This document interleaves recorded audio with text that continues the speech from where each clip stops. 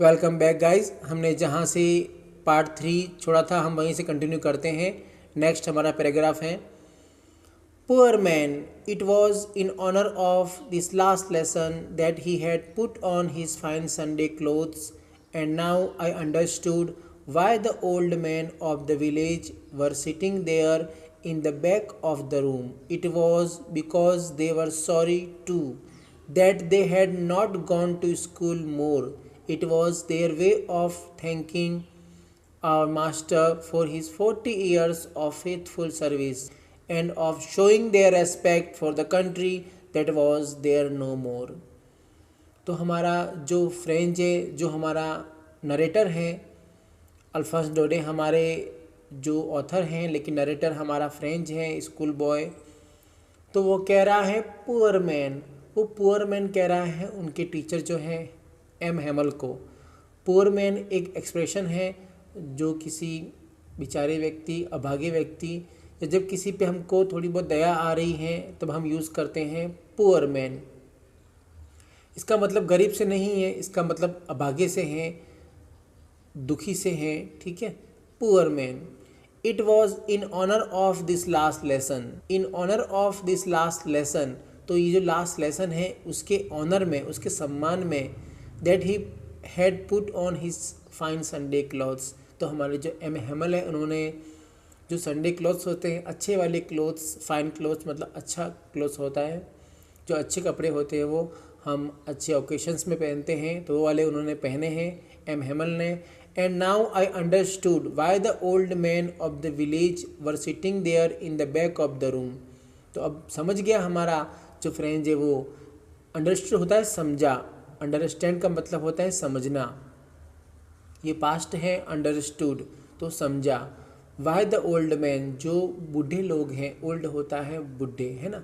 Old man जो हमारे बुज़ुर्ग हैं, MAN मैन सिंगुलर है, MEN मैन प्लूरल है। तो old man of the village, तो गांव के ओल्ड मैन हैं, बुजुर्ग लोग हैं। वर सिटिंग देयर, वहाँ पर बैठे हैं, back of the room, room की एकदम पीछे लास्ट में। It was because, it was because, because का मतलब होता है क्योंकि, ये इसलिए हैं। दे वर सॉरी, क्योंकि वे दुखी हैं। सॉरी यहाँ पर दुखी से मतलब है ना। दे वर सॉरी, वो दुखी हैं। टू का मतलब होता है भी, वो भी दुखी हैं। तो एम हैमल तो दुखी हैं ही, मैं भी दुखी हो गया हूँ, जो हमारा फ्रेंड है वो, और विलेजर भी दुखी है। That they had not gone to school more, क्योंकि वे स्कूल आते नहीं थे, मतलब कभी कभार आते थे। अगर वो और स्कूल आते तो वो उनको और अच्छा लगता, लेकिन वो स्कूल नहीं आते थे, अपने काम में ही बिजी थे, खेतों में, खलिहान में, घर के काम में, तो कभी उन्होंने स्कूल पे ध्यान नहीं दिया। It was their way of thanking our master for his 40 years of faithful service. तो ये उनका थैंक करने का तरीका है ना। It was their way of thanking, way of होता है उनका तरीका, thanking our master, master मतलब हमारे टीचर, तो उनको थैंक यू करने आए हैं, उनको धन्यवाद करने आए हैं। for his 40 years of faithful service, उनकी 40 साल की ईमानदार सर्विस के लिए।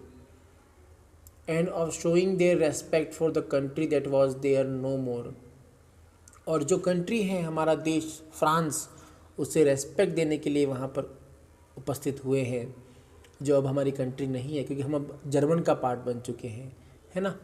हम पर्शिया का पार्ट बन चुके हैं, अब ये पर्शिया के अंडर में आ गया है एल्सेक and Lauren.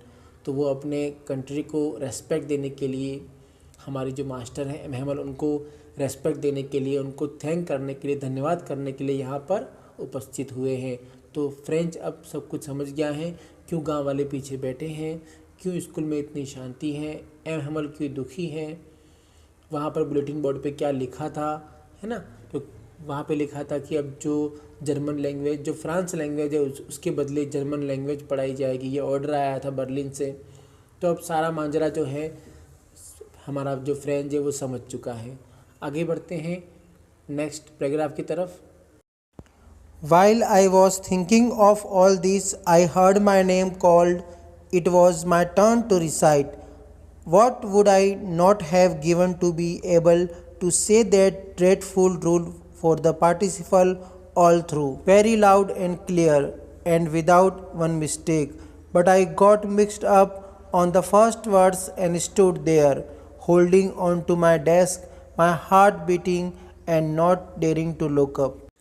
While I was thinking of all this, तो हमारा फ्रेंच सब कुछ सोच रहा था, है ना, कि विलेजर पीछे क्यों बैठे हैं, एमएमएल दुखी क्यों हैं. While I was thinking of all this, मैं इन सब के बारे में सोच रहा था. वाइल का मतलब होता है के दौरान, थिंक सोचना होता है. I heard my name called, I heard, here सुनना होता है, हर्ड सुना, पास्ट टेंस है. आई हर्ड माई नेम, मैंने मेरा नेम सुना.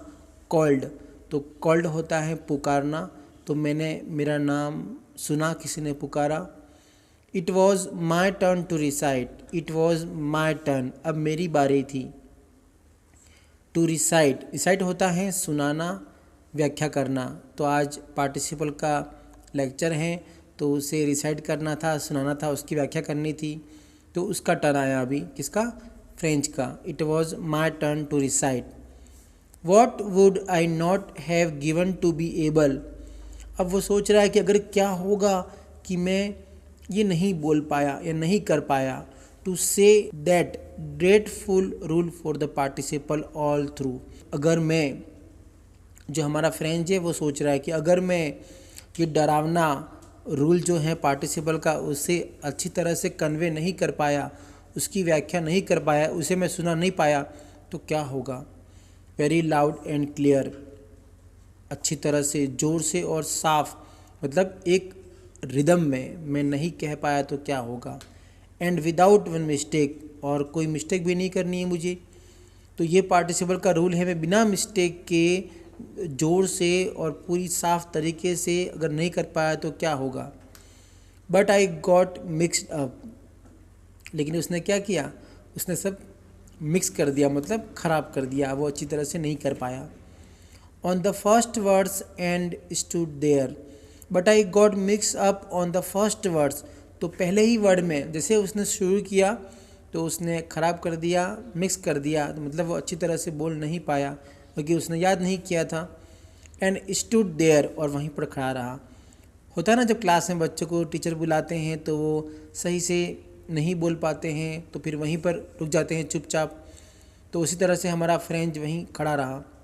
Holding on the my desk, holding on to my desk, तो उसका डेस्क सा टेबल, उसको वो पकड़ के खड़ा था वहीं पर. माई हार्ट बीटिंग, उसका हार्ट बीटिंग कर रहा था, मतलब उसका हार्ट जो है दिल ज़ोर से धड़क रहा था. जब आप घबराते हो तब आपका दिल धड़कता है ना ज़ोर से, उस तरह से उसका धड़क रहा था. And not daring to look up, and not daring, daring होता है साहस, तो वो साहस नहीं कर पा रहा था टू लुक अप, ऊपर देखने का. ऐसा होता है ना क्लास में, जो आप नहीं कर पाते हो, आंसर नहीं दे पाते हो तो नीचे देखते हो, ऊपर नहीं देख पाते हो, तो बस वही सब हो रहा था फ्रेंच के साथ में. तो आगे बढ़ते हैं हम नेक्स्ट पैराग्राफ की तरफ. I heard M Hamel say to me, I won't scold you little French, you must feel bad enough, see how it is, every day we have said to our selves, bah, I have plenty of time, I will learn it tomorrow, and now you see where we have come out.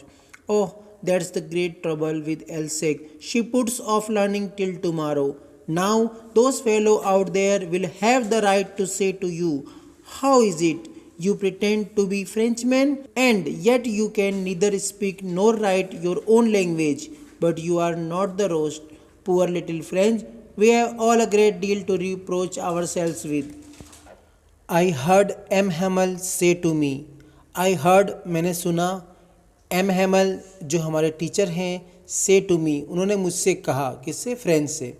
ये French जो है वो narrate कर रहा है पूरा, तो जब भी आई आएगा तो इसका मतलब होता है फ्रेंच. अब यहाँ पर जो आई आ रहा है वो ब्रैकेट में है, तो यहाँ मतलब इसका नहीं है. आई वोंट स्कोल्ड यू, तो ये कह रहे हैं हमारे teacher M Hamel. I won't scold you, scold होता है डांटना.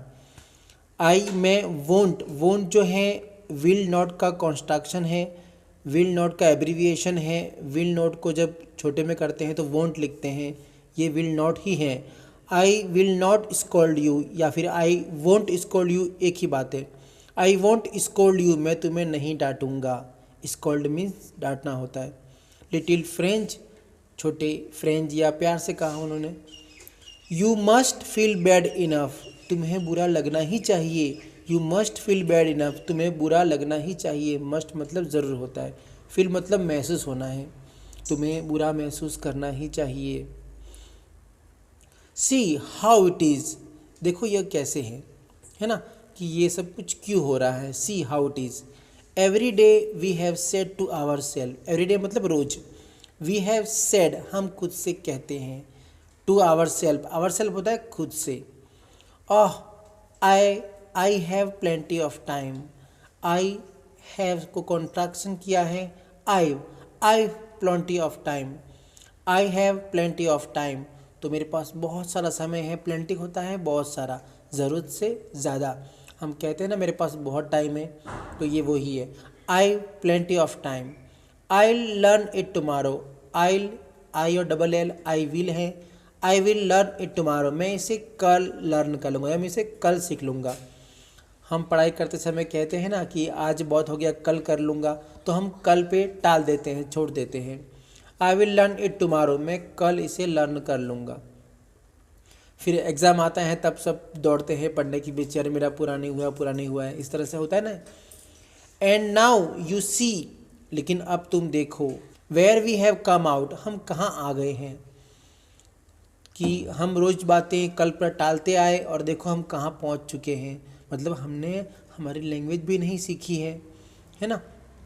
ओ that's the great trouble with Alsace, ओ कितनी मुसीबत आ गई है एलसेक पर, जो हमारे डिस्ट्रिक्ट है एलसेक, उस पर ट्रबल होता है मुसीबत। Oh that's the great trouble with Alsace, अरे कितनी बड़ी मुसीबत आ गई है एलसेक पर। She puts off learning it tomorrow, तो एलसेक जो है हमेशा लर्निंग को कल पर टाल देता है कि कल कर लेंगे, क्योंकि कल कभी नहीं आता है, कहते हैं ना, तो चीज़ों को हमें कल पर नहीं टालना चाहिए। शी पुट्स ऑफ मतलब ये एलसेक की बात हो रही है, वो अपनी एलसेक के लोगों की बात हो रही है। She puts off learning till tomorrow, तो कल पे बात डाल देते हैं, कल कर लेंगे। नाउ दोज फेलो, नाउ मतलब अब, दोज मतलब वे, फेलो होता है लोग, व्यक्ति को बोलते हैं फेलो। तो यहाँ बात किसकी हो रही है, पर्शियन सोल्जर की बात हो रही है, या फिर पर्शियन एडमिनिस्ट्रेशन की बात हो रही है, या फिर पर्शियन पॉपुलेशन की बात हो रही है। Now those fellow out there मतलब जो बाहर हैं, पर्शियन सोल्जर हैं, पर्शियन लोग हैं, उनकी बात हो रही है, जिन्होंने उन पर अधिकार जमा लिया है, एल्सेक और लॉरेन पर। Now those fellow out there will have the right, उनके पास क्या है, उनके पास राइट है। राइट क्या होता है, हक, अधिकार।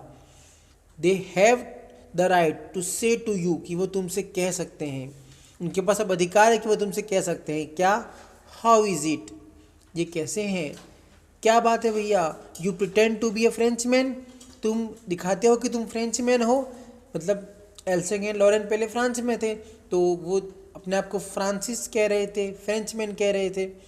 तो you pretend to be French man, तुम अपने आप को फ्रेंच मैन कहते हो। एंड येट, लेकिन इसके बावजूद भी, you can neither speak NOR right your own language, तुम अपने आप को फ्रेंच मैन कहते हो, लेकिन न तो तुम अपनी भाषा को जानते हो, न उसे बोल सकते हो, और न ही उसे लिख सकते हो। Neither speak NOR right your own language, तो अपनी खुद की लैंग्वेज न तो बोल सकते हो न लिख सकते हो, तो तुम अपने आप को फ्रेंच मैन कैसे कहते हो जब तुम फ्रेंच लैंग्वेज को ही नहीं जानते हो। But you are not the worst, लेकिन तुम ही इतने बुरे नहीं हो, टीचर फ्रेंच को कह रहे हैं ना। Poor little French, we have all a great deal to reproach our selves with, we have है, ये वी और हैव का कॉन्स्ट्रक्शन है, एब्रीवेशन किया गया है। All a great deal to reproach our selves with, तो एम हैमल कह रहे हैं कि हमें अपनी संवेदनाओं पर पुनः विचार करने की आवश्यकता है, कि हम जिस देश में रहते हैं, जिस देश का खाते हैं, जिस देश के हैं, उस देश की हमको लैंग्वेज ही नहीं आती है, तो फिर हम कैसे उस देश के हैं। तो हमें अपने आप को समझने की ज़रूरत है।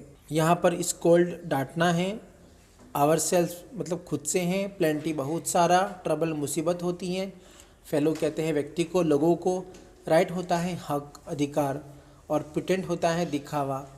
यहाँ पर एक वर्ड आया है नीदर नोर, इसका मतलब होता है ये भी नहीं और ये भी नहीं।